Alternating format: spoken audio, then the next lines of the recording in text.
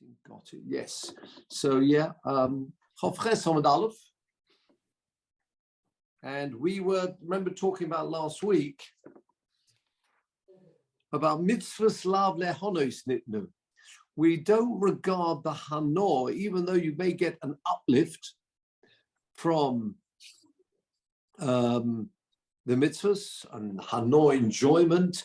That type of enjoyment is not really classified as hanor, and we'll see more of this as we develop. And Peter might call upon you a little bit later on. Right.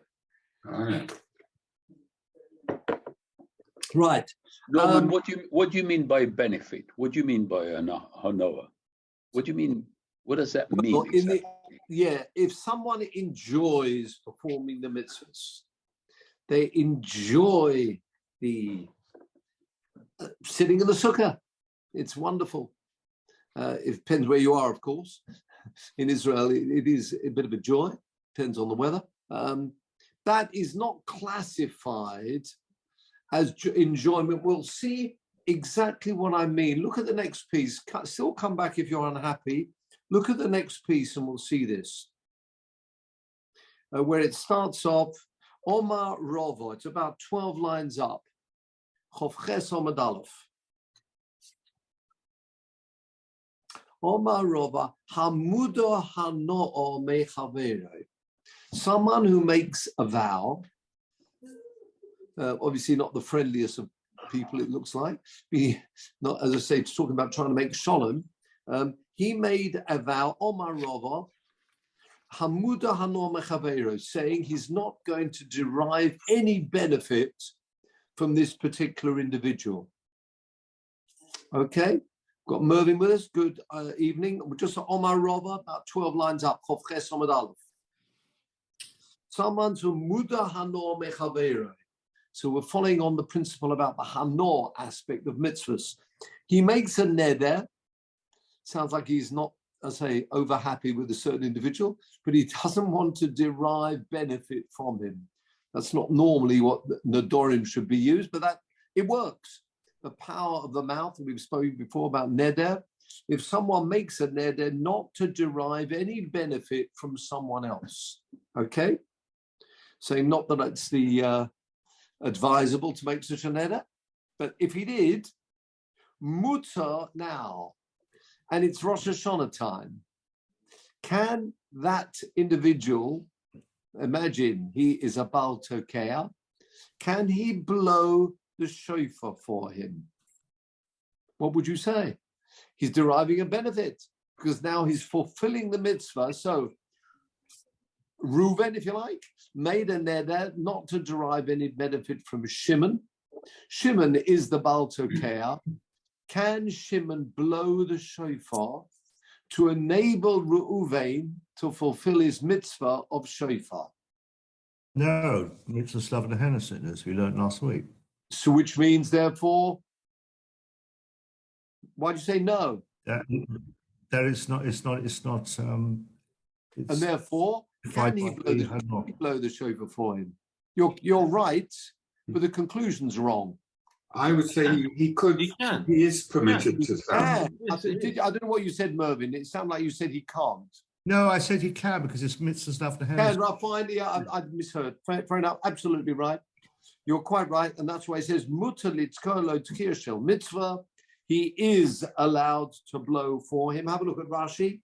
Mutar litzkor lo. And there are going to be a couple of examples. Hopefully, after we've got these examples, the idea of the hanor will become clearer.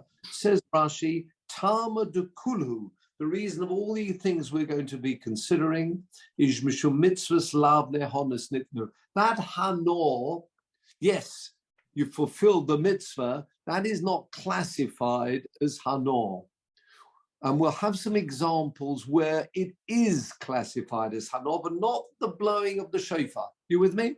So if someone blows the shofar, with that, the individual has fulfilled his mitzvah. Reuven has fulfilled his mitzvah by Shimon blowing for him. Even though he made a neder, I don't want to derive benefit from Shimon. Shimon can blow the shofar for him. Muta litkaya lo tkio shel mitzvah. Okay. Now, hamuda hano mishofar. Someone makes a neder, strange fellow, but nevertheless, the power of the mouth.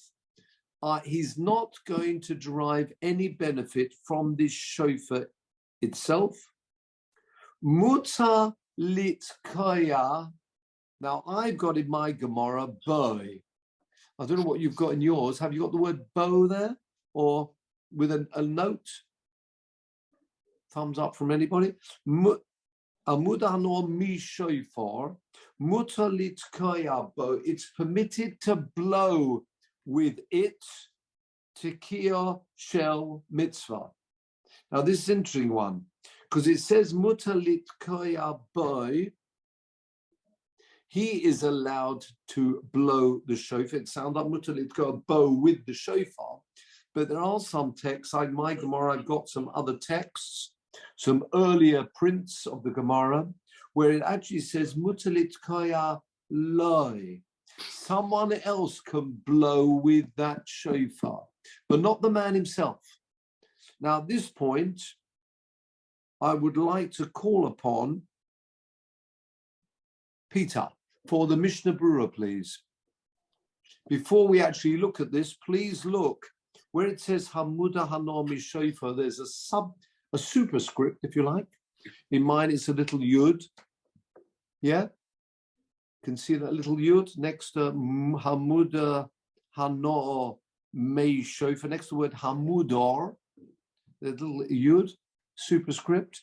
That takes me to the left-hand side where there's a yud, actually mem, because it's the 40th quote or reference on this parak, and Yud is the 10th on this page, and it tells me to look in Maimon, the Rambam, Shom, it's like a ditto, and also in the Tur v'Shulchan Aruch, Orach Chaim, because they're 4 parts of the Shulchan Aruch, Siman Tov Kuf Pevov, 586, paragraph 5. Okay, comes up in Yoreh De'ah as well. But let's look at this one. Now we can go to the Mishnah Berurah, which kindly Peter's put up for us. Look at Hay. It's paragraph Hay on top.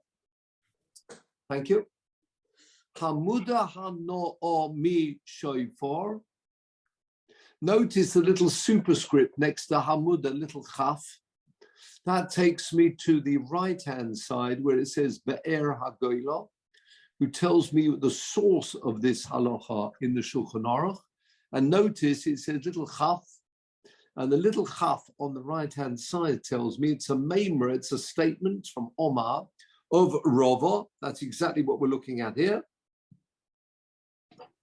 Shom, there's a ditto in Rosh Hashanah. So that's exactly what we're looking at. Hamuda hano mi shofar odom acher tokeabo. Somebody else can blow the shofar on that shofar, which, again, Reuben has said he does not want to derive any benefit from this shofar. Shimon can blow the shofar to enable Reuben to fulfill his mitzvah. So again, Hamuda hano mi shofar odom acher tokeabo.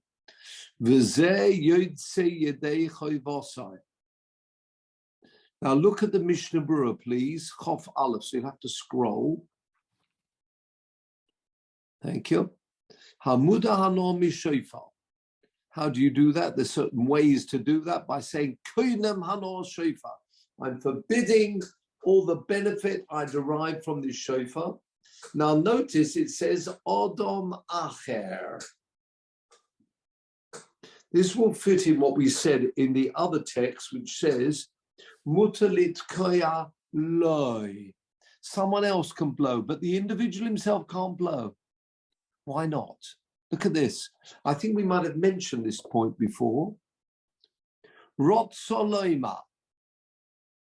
In other words, Alfal Gav, even though De'ein yochel lahafkia atzmo mitzvahs shofar, he can't take himself out of the mitzvah of shofar bishvil neder. Zeh, why not? The mitzvah lo mikre hanor, as we've seen before, the mitzvah is not a hanor, and therefore the shofar can be blown for him. Ucheniz kalel, as mentioned earlier on. Mikol Malkaim, nevertheless, Yishma Tekiyat Shofar, he should hear the shofar, May Acher, so Shimon can come, blow that shofar, on which he said he didn't want to derive any benefit. Velo, next line, Yiska Ba'atzmai, he shouldn't blow himself. Why not? Why can he not blow that shofar? Look at this. Vahatam kosvu hapoiskim. Mishum, because de yesh habe b'nei odom, there are a lot of people, sheyesh lohem hanor, they do derive benefits, they enjoy kishehem toikin. They really enjoy blowing the trumpet, the shofar. So what? So now you can see there's a very interesting, there are two parts. There's the blowing of the shofar to fulfill the mitzvah, but the enjoyment someone gets just from blowing. He's a trumpeter and he enjoys it. Continue the Shulchan Aruch, the Mishnah Berurah. The Yesh Habe B'nei Odom Sheyesh, beginning the line, Sheyesh Lohem Hanor, they derive a benefit. Kishehem Toikim. Explains the Mishnah Berurah, the Hanos Haguf, the enjoyment that he gets, Leka Lishiruye, cannot be permitted. Bishvil Tama de Mitzvahs Lav Lehonos Nitnu. You with me? It's the mitzvah is not considered a benefit, but not if there's something secondary or something happening together with the mitzvah. I enjoy blowing a shofar. I'm a trumpeter. That is not permitted, and therefore get someone else to blow from that shofar, even though you may enjoy the sound, but we're not talking here about, that's not considered just kol sound itself. That's not Hanos Haguf. Hanos Haguf is if I'm blowing and I enjoy blowing, an action that I'm involved in which I enjoy, that's called Hanos Haguf. Very interesting. However, not everybody agrees with that. But that wouldn't apply to hear it from somebody else then. You wouldn't get correct. Absolutely right. So even though you may enjoy the music, that is not considered a Hanos Haguf. We've had this principle. So it's only the person himself. So it's only regarding the person himself who makes the net. Correct. Only if he is, there are a lot of people like that, but if he knows himself he's not, he's just blowing the shofar to fulfill the mitzvah, then that would be all right. Continues the Mishnah Berurah, Mikol Makom, Kosva Achronim, the Bishas Hadchak, in the time, imagine that's all he's got, he's pushed. Last narrow line, She'ein loy acher, there is no one else. Muta loy ba'atzmo litkoya. He can blow himself. Wow. Rak she'ein lo litkoya ki'im asora koles. Leave that out about the 10 sounds. He's got to blow a minimum. Now, if you can scroll down, there's a Lamed Zayin and Lamed Ches at the base. Let's just have a look at that in the Shar Hatziyun, which is also the Mishnah Berurah. Actually, Norman, if you've got a minute, can you just explain the different commentaries on this page? I mean, yes, I can. Okay. Yes. Don't mind. Yeah, thank you. Yeah, not at all. So if you can go to the top. The top is the Shulchan Aruch, Rabbi Yosef Cairo, Moron to Sami. Moron is the Shulchan Aruch of Yosef Cairo. That is the Shulchan Aruch in large, bold print. The font which is in Rashi writing is Rav Moshe Isserlis, which is the halachas for Ashkenazim. So in bold, you've got Rav Yosef Cairo, the halacha for Sfardim. And if there are any changes or any slight differences, not always slight, they could be major, they will be in small fonts in the Rashi. Yeah, can you see that? Like the top line. Yesh Machmirim. Top line, Yesh Machmirim, that's the Shulchan Aruch. Right. Round the side, you've got the Be'er HaGolah, later commentary, which will tell us, hold on, let me get a Shulchan Aruch myself.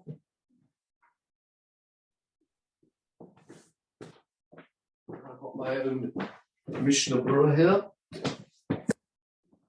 So on the side, you've got, can you see the Be'er HaGolah, the top right-hand corner?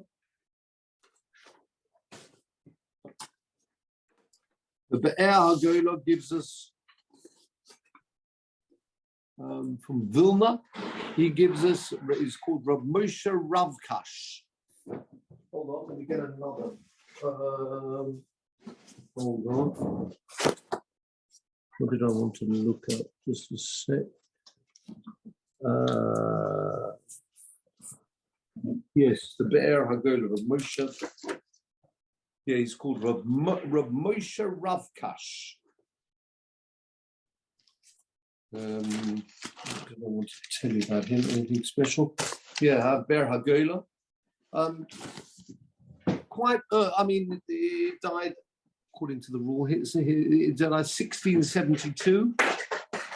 So there you are. Compared to Rabbi Yosef Karo, who died, well, about 100 years earlier, 1575. Yeah? So there's your Rabbi Yosef Karo. You've got, again, the Be'er HaGolah, Rav Moshe Rivkash or Ravkash. Now, as we go down, we've then got the Be'er Heitev. Can you see the Be'er Heitev? That's Rabbi Yehuda Ashkenazi. The dine in Tiktin. Be'er Heitev. I'm just seeing if we've got him in my listing here. Yehuda Ashkenazi. Some that died in the 1700s, slightly later, Be'er Heitev, very useful indeed. Also, the forerunner very much of the Mishnah Berurah, bringing other sources, how we actually custom.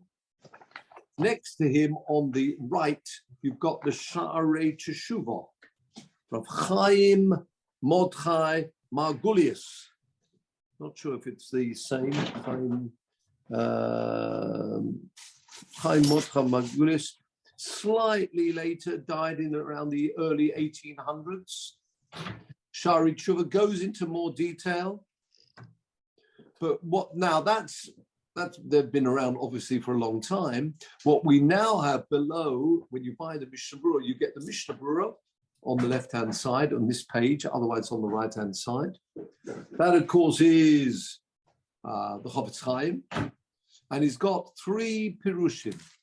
The Mishnah Berurah, which is the main, the actual halacha, going into detail. But, now we know the Mishnah Berurah, of course, the Yisrael Meir HaKohen died in 1933. The great Mishnah Berurah, the Chofetz Chaim. I don't know whether people, it's only about 2 or 3 years ago, there was a picture, rarely seen in public or with pictures. There was a movie, very early days, it must have been in probably the 20s, which became available, which was found in the vault somewhere. Nobody knew of its existence. And some new pictures became available. Particularly, I say that was the early days of movies, 20s, I think maybe even before that. So there were pictures of and such excitement everywhere to actually see the Chofetz Chaim walking around. There's a picture of him walking in the middle of a group, isn't there? You see that's right, yeah. The street. I've seen with there are a few heavies there. He's on his way to the Moetzes HaGedolah in Europe, and that never been seen before. No one knew of its existence, but it must have been the early days of movies. And there you are. So that's, the Mishnah Berurah died in 1933. So that's the Mishnah Berurah. Next to that, you've got, actually more important, before you get to Bialoch, is the Pirush on the bottom. That's what we were looking at. Go to the base, and that's the Sha'ar HaTziyun. Tziyun means, again, the sources that he himself had for what he said. So there you've got those lettering, the letters referred to his Pirush. Amazing how much, the avoda, the work that must have gone into this. So you've got the Mishnah Berurah, the Sha'ar HaTziyun are his references at the base. And then if you go up, again, on the side, you've got the Biur Halacha, also of the Mishnah Berurah, of the Chofetz Chaim. And that goes into more detail. More complex, again, looking at what is said, note it, the way to find the Bialocha is the asterisks. So if you look at the asterisks, there isn't one on what we're doing, but there is one, that's right, on the top, there's that asterisk. You'll Ella Benispatel, and you'll see the asterisk link at the base. That's a Bialocha, and at the base, you've got the asterisk. If you come down, there it is, there's that asterisk. So if you want to go into more detail, for example, on that one, he says, in Mishnah Berurah, look at the Mishnah Berurah, Marshe Kosavnu, what we've written on that topic, whatever he's talking about, and then he goes into more detail. So very some beautiful, complex points that he raises and clarifies the various other views. But the bottom line is really that Mishnah Berurah and the Sha'ar HaTziyun at the base, which tells us the sources of the Mishnah Berurah. Okay, so there you go. So on this time, what do we want to see here? Have a look at Lamed Ches. Do you remember what we said? We said really somebody else should blow for him, but he shouldn't blow himself because he might be the type of person who really has what's called Hanoas HaGuf. He's enjoying. It's not just the sound, he's blowing, and that's called Hanoas HaGuf. So a trumpeter blowing a shofar, if he enjoys it, that's called Hanoas HaGuf. However, what did the Mishnah Berurah say? When you're the back against the wall type of thing, if there's nobody else available, then yes, you could blow. Now look at the little Lamed Ches. You've got Lamed Ches a little bit lower. There you go. Lamed Ches. And that's from the Bach and the Mogen Avron, and the Ma'amar Mordechai, the Shah Achronim. Hey Iru. Actually, I suppose they consider Sha'al Kocha, certainly. Have you got it? Lamed Ches here, keep going. Ika Svara Zu. That's right. Keep going in that line. Ika Svara Zu.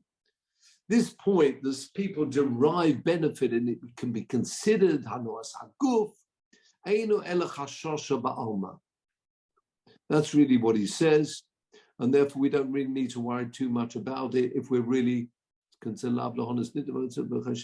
Next, drop down a line below Chayshinon. We don't have to be concerned. Shema Yehone Gufa Bitzkio. This person really enjoys blowing the shofar to such an extent, it will be classified as Hanoas HaGuf, and therefore it is only those, as I say, there must be very few and far between who really would classify blowing the shofar for me is considered Hanor of the Hanoas HaGuf.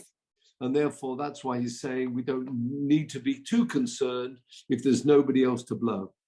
The Alkane, drop down a line.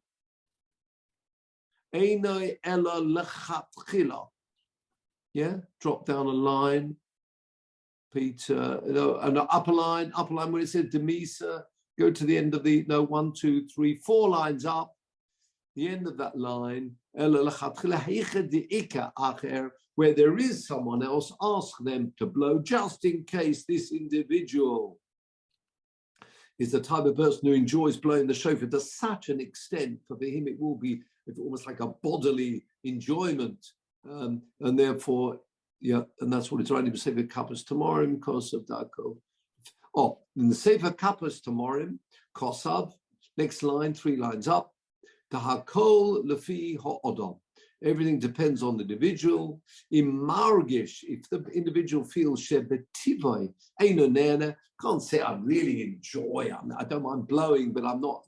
Can't say it's like a hanos haguf, like I'm eating something, for example. Muta litkaba even lechatchila. So there you are. So interesting points there. Very much dependent on the text in the Gemara that we've got.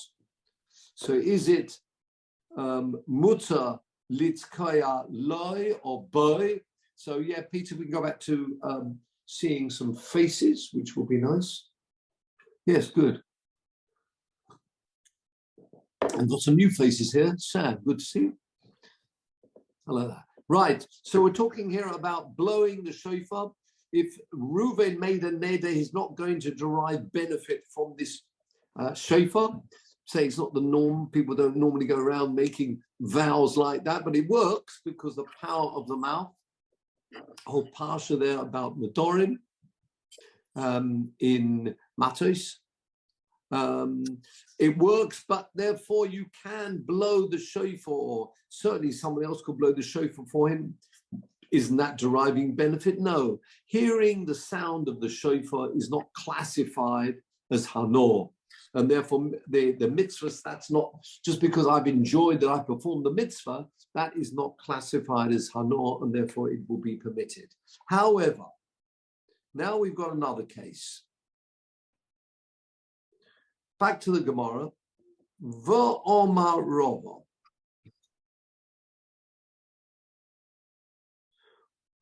Hamuda hanor mechaverei. Again, this individual's made hanor, made a neder. He's not going to derive any benefit from this other chap. Fine. Mazer olov mechatos b'mois hagshomim. He can sprinkle on him mechatos b'mei hagshomim. What is all that about? Avalo b'mois hachamo. What is that about? If I can call upon you, Peter, please, if we can go this time to Safaria. Let's go to Chukas. If we can go to Torah or Tanakh. Oh, yes, we have. Good. Chukat. There you are. That's good form. Zos Chukas HaTorah. And remember the Parah Aduma, the red cow without a blemish. Made it slightly larger for us. Zoom in. Excellent. One more. That's good. Zos Chukas HaTorah. Remember the community of Chukas? Keep scrolling. And this is the Parah Aduma. Remember the red cow without a blemish? No yoke on it. And then what happens? You give it and it's shechted, carry on, keep scrolling. And it's sprinkled, keep going. V'soraf is hapor le'ein of its bird. And what do you do? V'lokacha koin 8 areas. Keep going. Hyssop, cedarwood, crimson, and it's into this fire, which is consuming the obviously it's shechted. Then what happens? Now keep going. Keep scrolling down.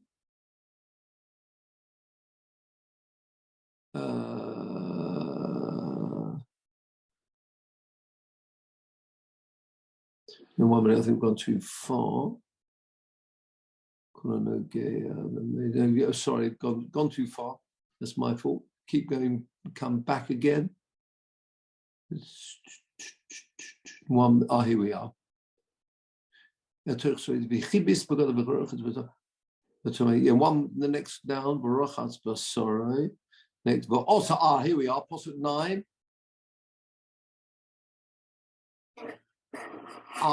It's put in water. You've got the ashes of the Pora Aduma, which are in water. Yeah. Kept for water. Oh, interesting word there. Lustration. Okay. It's called a chatos. What's happening here?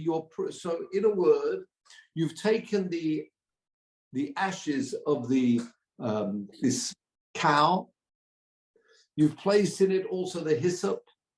You put 8 erez, cedar wood, crimson wool, and it's in this water, which is mayim chayim. If you go right to the very end of this whole parsha, keep scrolling down. Well, slower. Because what are you doing? You're sprinkling. Come up a little bit. How you're sprinkling on the chibes begodov. Keep go back a little bit. No, 8, 19.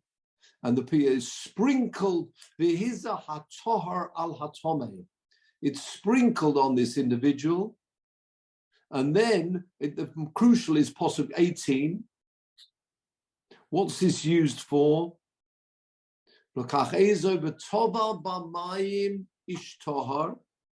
Dipped into this water. Is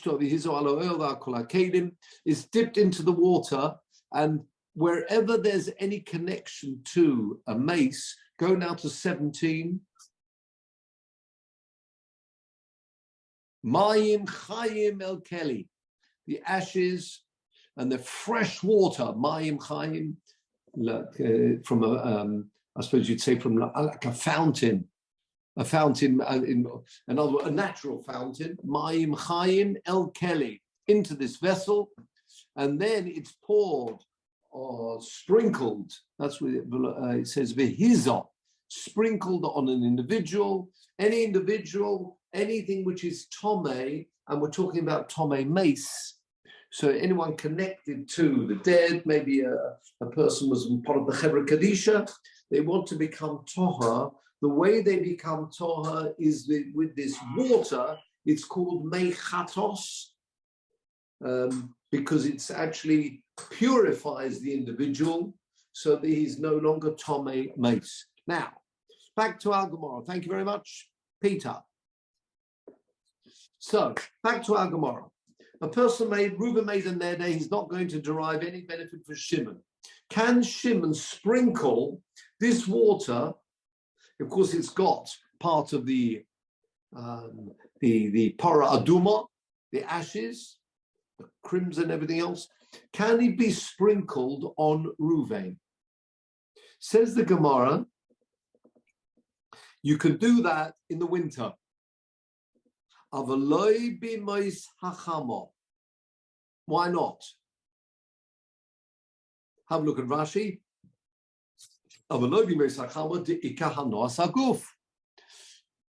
As an aside, beside becoming tahar by this water being sprinkled on him, he's also deriving benefit. Very hot day, nice being sprinkled with this cold water. Thank you very much. As that's not part and parcel of the mitzvah doesn't say, oh, it's wonderful in the summer to enjoy the cold water. That is considered hanas haguf. So we're getting now to the nub of this.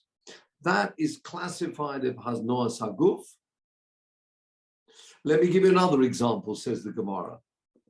Halmuda hanomi mayon. Someone said they are not going to derive any benefit from this natural fountain, natural water. He doesn't want to derive any benefit. Can he use it if he needs to become tahar? He wants to use it as a place for tefillah, which you can use. Natural water can be used for tefillah, not just the mikveh itself, but the natural water. can be used. He wants to do that. But he's made a neder, he's not going to derive any benefit from this fountain. Says the Gemara, Hamuda Hanomi Mayim Toivabo Tvila Shel Mitzvah. If he's being toivel because he wants to purify himself, herself, you can do that b'yemos hagshomim in the winter. Freezing cold, imagine the cold fountain of water, this river flowing. You can do that in the winter. If he made this neder again, of a lobi mosachama, a scorcher, he's made a neder, he's not going to derive benefits. Now, it's true that the benefit becoming tahar is not classified as hanor, but as it's in the summer, he's deriving an additional benefit, enjoying that cold water in the heat. So therefore, as Rashi says, again, de'ika hanor saguf. Okay, so we're getting closer now. Benefit just from the mitzvah is not classified as hanor. Mitzvah slav lehonos nitnu. But if there, as an aside, there's also some type of bodily hanor, if you like, hanor saguf, particularly in this case where it was a hot summer's day and the jumping into the water or being sprinkled on by this individual, he said, I'm not allowed to derive any benefit from you, that would not be on. Okay? So it's interesting, the comparison, hanor just performing a mitzvah, that does not qualify as hanor saguf. But water in the summer, on top of deriving the benefit of becoming tar, purifying, that's not classified as hanor. But the cooling a person down in the heat would be classified on top of the mitzvah, and therefore that would not be permitted. You with me? Can I just ask, is there just a presumption that hanor, as defined generally, applies to everyone? Because when you start talking about hanor, you're talking about individual preferences. There may be someone who dipping into a pool in hot weather, they don't actually enjoy it, or it doesn't. Yes, you're right. Absolutely right. Yes. So that is important. They do have to enjoy. That's what's called hanor saguf. So that's what we're talking about here. Assuming if it's a scorcher, you don't mind being sprinkled with a bit of water. That's very nice. Cool me down a bit. Thank you very much. Or indeed, even going into this pool to this mine. But you're right. If somebody really does not enjoy it, there's no hanor saguf, then that would not be that. That's not true. Now look at the next piece. This is a continuation of what we've just seen. Says the Gemara,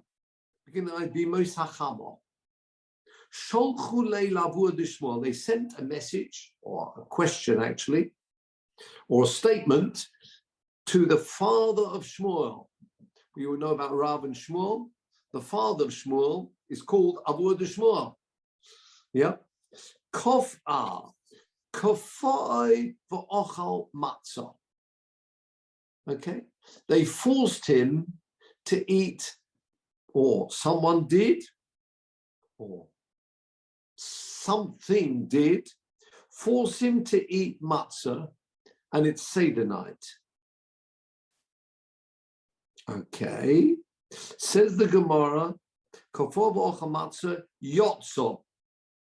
You are yotze the mitzvah of eating matzah on Seder night, even though you were forced to eat this matzah. You know it's matzah, but you're being forced. Says the Gemara, kafu man, or kafa'o man, who forced him to eat the matzah? Could be kafa. What's it mean? Why are you forcing someone to eat matzah? Shade. What do you mean a shade? Normally that means a demon. Maybe the person himself is deranged, and therefore that's forcing him to eat the matzah. So he's deranged and is eating this matzah. That He's being forced, the demon's forcing him to eat the matzah. Obviously strange, sadly, medically not quite right. But Tanya says, no. Itim cholim and itim shoter.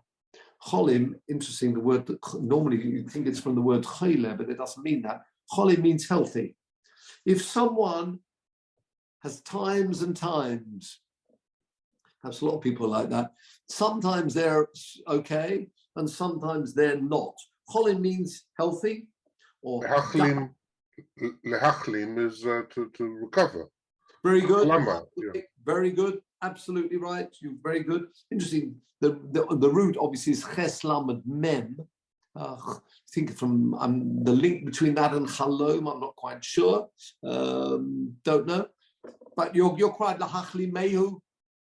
Yeah, I think you find that in the Mishaberach, don't you? Don't you Mishaberach for someone who's a chile? Hachli mehu should be healed. Quite right. So if you have an individual who has his times, in inverted commas, there are times where he's cholim, which means he's very healthy. Fine. Sound mind. Itim shoita. There's sometimes where shoita means deranged, mind not quite right. What about eating matzah? Kushuhu cholim harihu kipikeach l'chol davarov. At times where he is perfectly of sound mind, then he's like a pikeach. Pikeach here means a healthy individual performing mitzvahs, mechuyev to do the mitzvahs. Kushuhu shoita, however, if he's deranged in that state, harihu kashoita l'chol davarov, he is potter from mitzvahs. So what the Gemara is saying is, if he's being forced to eat matzah, he feels he's got to eat matzah, there's a demon forcing him to eat matzah, obviously not quite right. How can you say the word yotzah? He wouldn't be yotzah actually, because in that state, he's not mechuyev in mitzvahs. And when later on, an hour later, he gets his full faculties and is now, say, a dato tzelula, the sound mind, he'd be mechuyev at that point, he'd be mechuyev to eat the matzah. So how can you tell me if he's forced? In other words, it's an internal force. I've got to eat the matzah. It's like a demon forcing him. Obviously, it's something not quite right with this individual. He won't be yotzeh mitzvah. He's not mechuyev to do mitzvahs at all. Says the Gemara, no, that's not what we're talking about. Omar Ravashi shekofu parsiyim. Strange case, but we're trying to build up a picture here and generalities and rules. The parsiim of forcing him to eat matzah, of course, happens to be Seder night. Okay. Have a look at Rashi, please. Shekofuhu parsiim. V'yafal gav shelo nischavim lotzeis yedei choyves matzah b'lei rishon shel Pesach. That he's not thinking about Seder night. This type of prison or wherever he is, he's being forced to eat matzah. He knows it's matzah, but he's not actually thinking of Seder night right now. Under duress, pressure, they're forcing him to eat this matzah. Actually, happens to be kosher matzah. He's yotzeh. That's what we're talking about. So what do we see from here? So not quite the same as the previous case, but you could say linked. It's not as if he's enjoying the matzah. Well, look at the Gemara. Omar Rava, or some people have the word Rabba here. 3 lines up in the Gemara. Zois Omeres. This teaches us, Zot Omeret. This teaches us, yeah. This is to say, Hatokeya l'shir yotzah. If someone is blowing, just because they enjoy the music, now Rashi gives 2 interpretations here. You are yotzeh. Let's just follow this up. I think we've actually mentioned this principle before. It comes up later as well. Now have a look at Rashi, two interpretations. And here he mentions two of his teachers. Have a look at Rashi, please. Hatoker l'shir. He's blowing l'shir. What does that mean? L'shorer u'lezamer. It's like a shira together with a song. The zamer is normally musical instruments. That's really what it is. He's blowing the shofar because he enjoys it, not to do the mitzvah. Kach shomati mipi muri hazokein. I heard, this is pshat, according to my teacher, my old teacher. Who's his old teacher? We may have mentioned this before. Rashi had three main teachers as a young man. First of all, he was in the Yeshiva of Worms. Anybody been to Worms? Yeshiva Worms? Rabbeinu Yaakov ibn Yakar. That was his. He often calls him the Moreh HaZokein. Here we've got he's called Mori, my teacher. Actually, no, here I've got Moreh HaZokein. I think the word Zokein, not so much old, but venerable. That was his first teacher. Just as an aside, if Peter, you can bring up the other source, there's a very nice, I don't know if people are familiar with the Machzor Vitri. Machzor Vitri has got nothing to do with the Machzor, but it's called Machzor Vitri, written by Reb Simcha, who was one of the Talmidim of Rashi. Here we are, the Machzor Vitri. Now, the Machzor Vitri is written by a Talmud of Rashi, generally things that Rashi said, halachas, and he quotes something here from Rashi, if you could scroll down a bit more, about, very interesting, whether on Rosh Hashanah you should mention Makadesh Yisrael V'Azmanim and Rosh Chodoshim. So hold on a minute. Let's see if we can find it.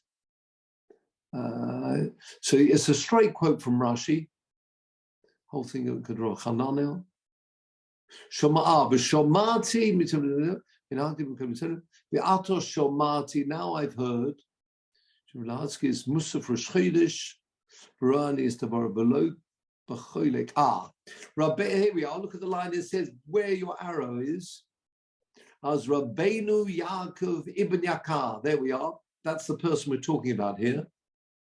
And his, as we do today, when we talk about Rosh Hashanah, we don't mention Rosh Chodesh at all because it's subsumed, if you like, into Rosh Hashanah. There was a machlukas whether the Rosh Chodoshim should be mentioned. Shelo hinhig came. And that's the view of Rabbi Yaakov ibn Yakar. But look at these couple of lines here, please.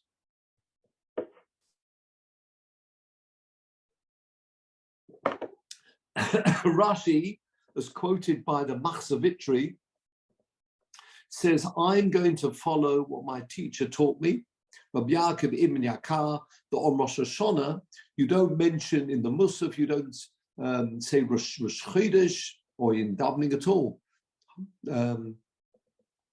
We just say Yom Hazmanim, on Rosh Hashanah, but it's Yom HaZikaron Hazeh. You don't say it's Yom HaZikaron v'es Yom Rosh Chodesh, but look at his description. Where are we up to? Ki yadati, I know midosoi. I know the midas of this great teacher of mine. Bochaloi bigdulo mikulom. He chose the path of greatness more than the others. V'hinhig atzmai. Wow. He behaved ba'askufa hanidreses. Askufa is normally like the entrance of a house. He was like trodden upon. In other words, it's a way of describing his humility. Keep going. The som atzmo shiore shirayim. This teacher of mine considered himself totally insignificant. The remains of the remains. Carry on below. Maloi liba, his heart was not full. La ateres, for the crown. He did not aspire for great honor and crown. Haru'uyolo, which really was fitting for him. He wasn't trying to make up anything new. If this is what it was his custom, I know how humble he was, and that can be trusted. Well, I'm just quoting this because there's a wonderful, comment from Rashi about his teacher and the humility that he saw in this teacher, Rabbi Yaakov ibn Yakar. Thank you, Peter. So that was Rabbi Yaakov ibn Yakar, the teacher of Rashi. His second teacher, when this teacher died, he stayed in Worms and then learnt under Rabbi Yitzchok Halevi, called Rabbeinu Halevi, Rabbi Yitzchok Halevi. So Rabbi Yaakov ibn Yakar, Rabbi Yitzchok Halevi. And then after that, he went to Mainz. People are going to Mainz, Mainz or Mainz. And there he studied another Rabbi Yitzchok ben Yehuda. And that's who we've got here, gentlemen. Rabbi Yitzchok ben Yehuda in this Rashi. So two of his teachers mentioned in this Rashi, just to explain the case. So let's go back to this Rashi. Hatoker l'shir. What do you mean? L'shir means l'shoirer ulezamer.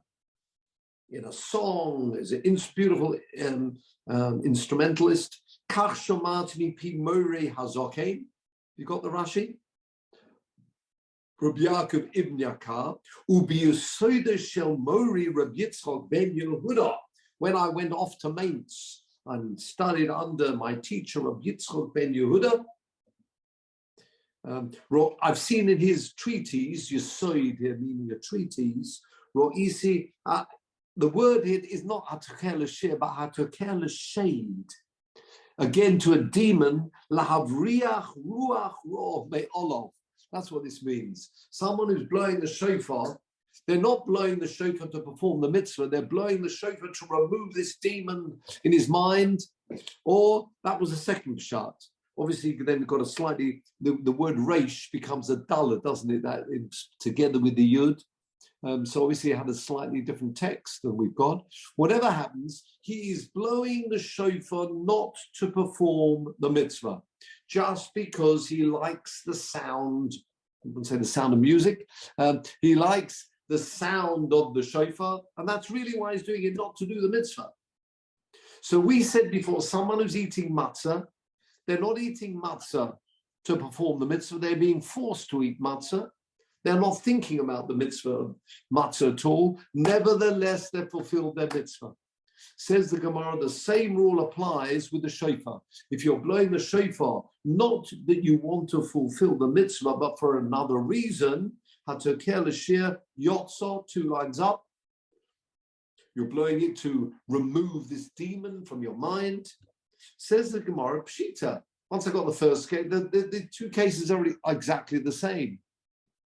I'm doing a mitzvah, whether it's eating matzah, I'm not thinking of doing the mitzvah, or blowing the shofar, I'm not thinking to perform the mitzvah. Why are they both mentioned? What was this zoso meris that we needed? One flows automatically, we don't need to mention it. Hainu, look at the line, 2 lines up. Words often quoted, Hainu hach. This is this, Hainu hach. They're both the same. I don't need to be mentioned. The second case doesn't need to be mentioned. Says the Gemara, no, there's a difference. Mahu, the same, you might think, there, hosom, acho, matzah, omarach, mono, voho, ochal. The mitzvah is to eat matzah. Right?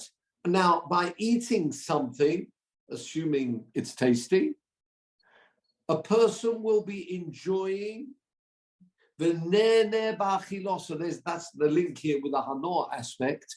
There's an automatic hanor, assuming it's tasty. We're not assuming it's not tasty, but eating, whether you have kavon or not, that hanor is an automatic hanor, and maybe that's why you're yotzer.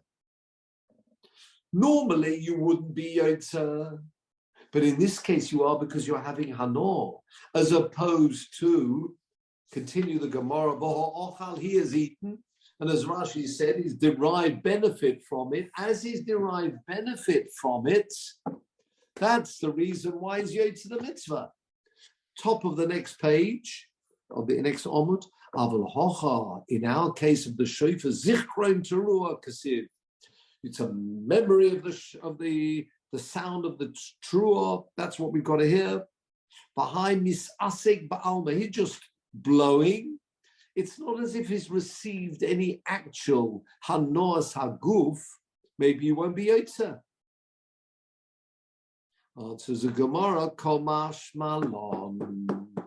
That is what the Gemara is coming to tell us. Omar Robo or Omar Rabba. Yeah? The what?